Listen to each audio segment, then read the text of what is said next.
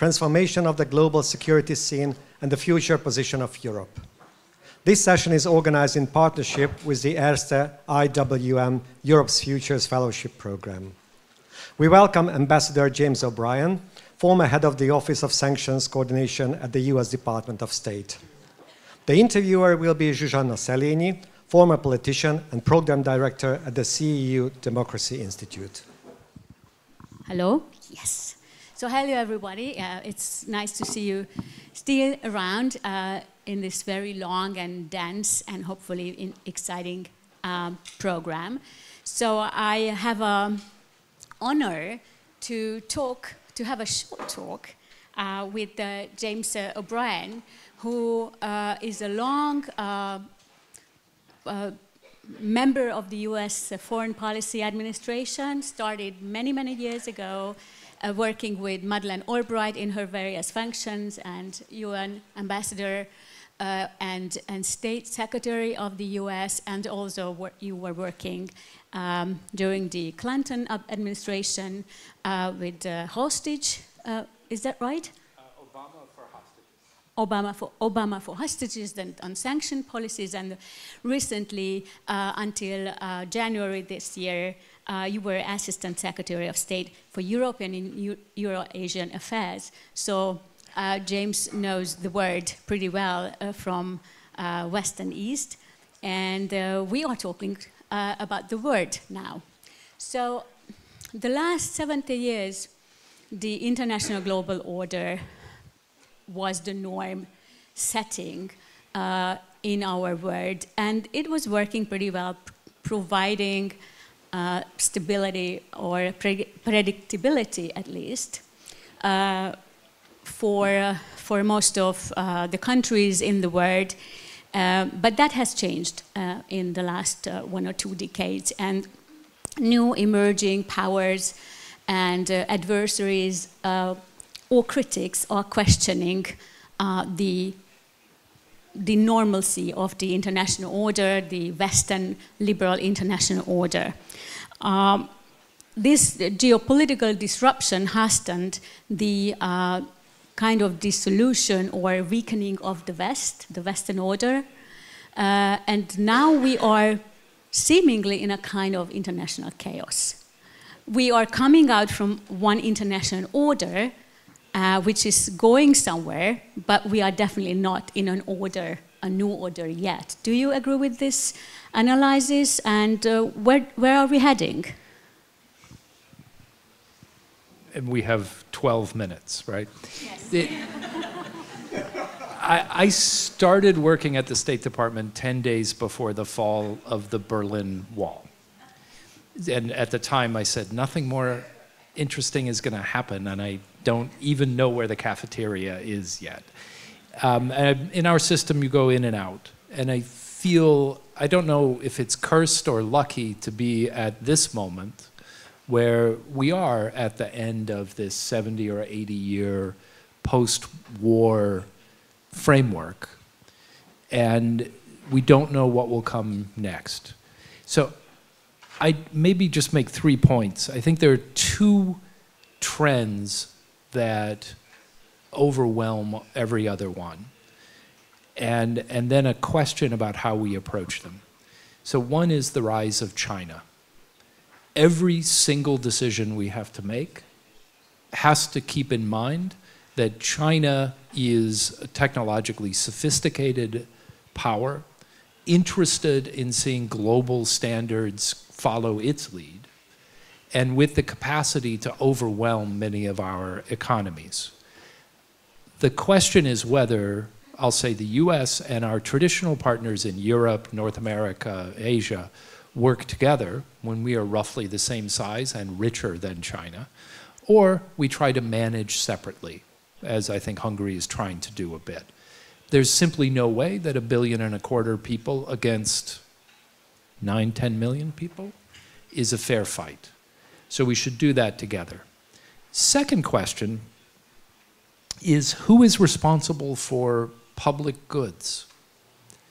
The assumption of the last 80 years was that if anything else, if all else failed, the US would step in to provide security on, say, the high seas, to secure trade routes, to pay a bit more than maybe our fair share for security of our partners in different parts of the world.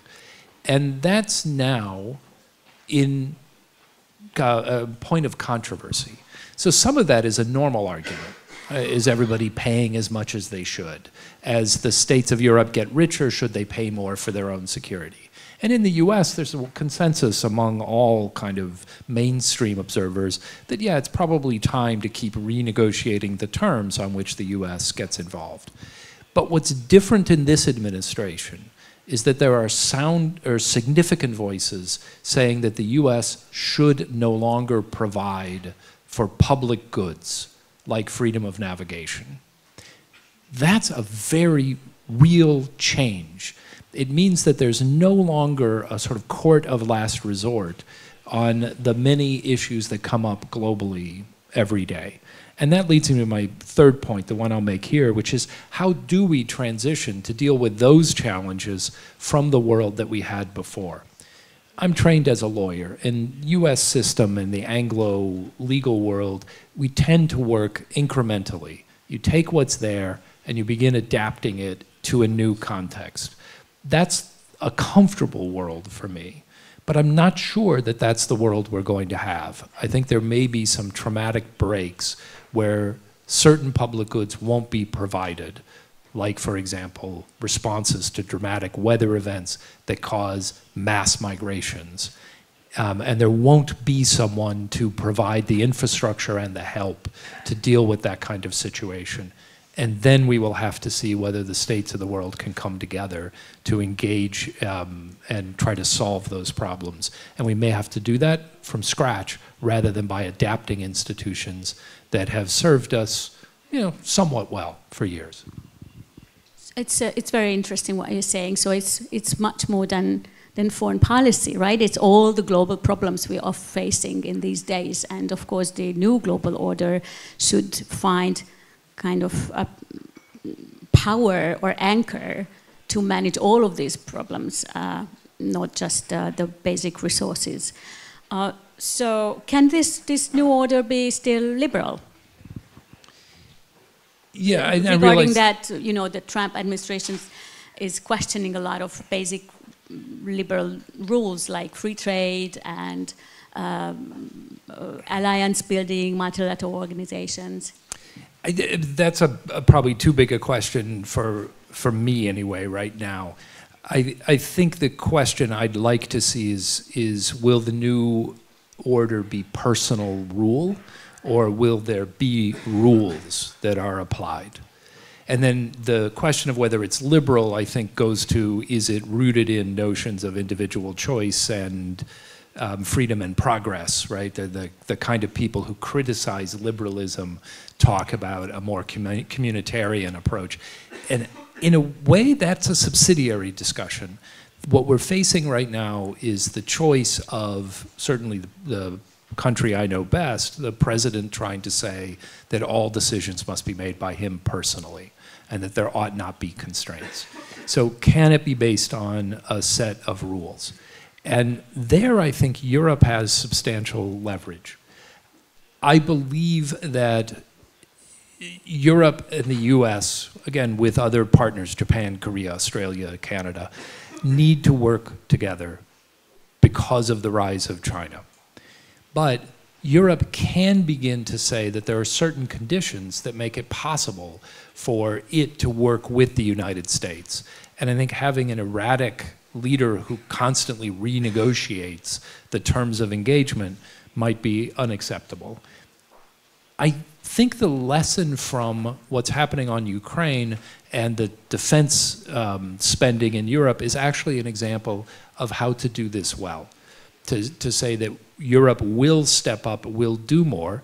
It's willing to have the United States be involved, but we have to have some understanding that this will go on over time, that it's not simply a negotiation that starts afresh, every morning, like a sci-fi movie where the person wakes up not remembering what came before. And there, I think Europe has a fair bit of leverage. Well, well, hopefully we will manage the 5% of the, military spending. We are really very far from them. And of course, well, Europe is not united, especially on China. We feel ourselves in the twin dilemma of having the relatively hostile approach from the US, or aggressive, let's call it like this, in these days. And of course, a lot of varying interest vis-a-vis China. I mean, some countries are very depending on, especially in economic terms, at market or resources. Some countries not so much. Some countries perceive it as a security threat. Others not so much. So especially on China, the disagreement within the EU is even more profound than on Russia. So yeah. How can Europe navigate in this, twin challenge? It's a great question. I think two things. One is the Chinese may make this easy for you. I spent my time out of government working with companies around the world. We had 25 people who just worked with mostly American, but also European companies in China. And about a decade ago, the Chinese made clear that the American companies were no longer welcome in areas that they felt were significant for them. And so every possible land use problems, theft of intellectual property, loss of the stamps that allow, the chops that allow a business to work, everything just kind of went wrong. That process began later with European companies, but I think will go on. And that changes the calculation, particularly as China competes with high-end European companies on the most sophisticated technology. And that, I think, will help. But the second piece is maybe we need to focus on just a few areas. I believe that the prosperity of our societies over the next few decades will come from just a few industries: AI, life sciences, energy transition, and defense, which in the US drives a lot of innovation. If we focus in those areas, I think we will find that there's much more commonality between the US and Europe than if we're looking at areas that fall outside those spaces, especially in kind of basic commodities or raw materials. So Europe's dilemmas are not unique. If we are in this in-between towards a new global order, the biggest powers, the United States and China, seems by many countries to want to create new spheres of interest. It's not very easy. Probably the US doesn't want to give up its interest in Asia, and China doesn't want to give up its interest in Latin America and Africa, and of course everyone is fighting, or not fighting, but present in Europe in various ways.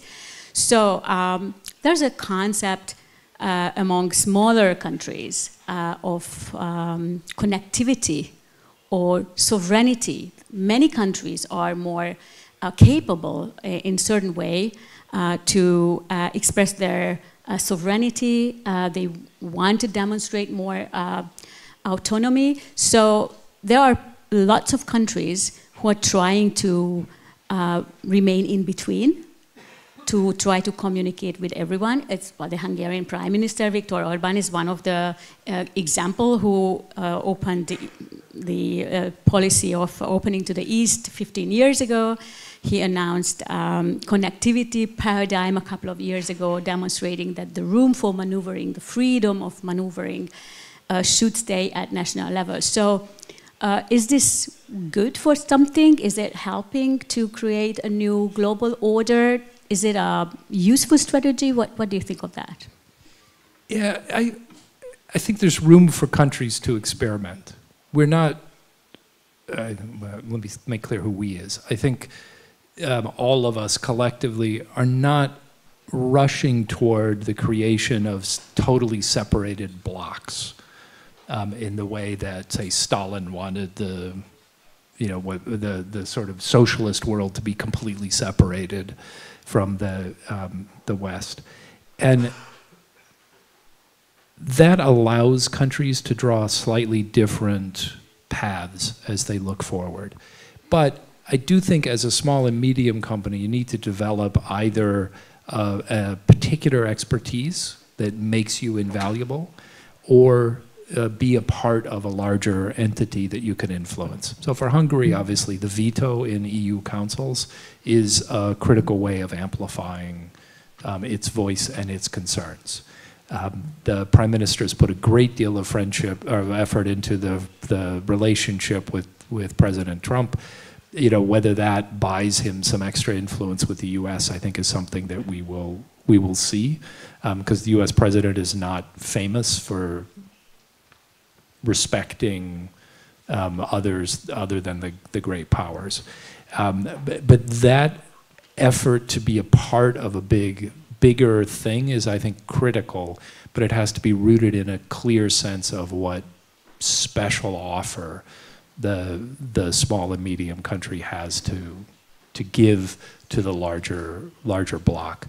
But on the whole, I think having more channels of communication and understanding is a healthy thing in the world. One of the problems I felt in my work was that, say, Russia became ever more closed around a very small group of leaders.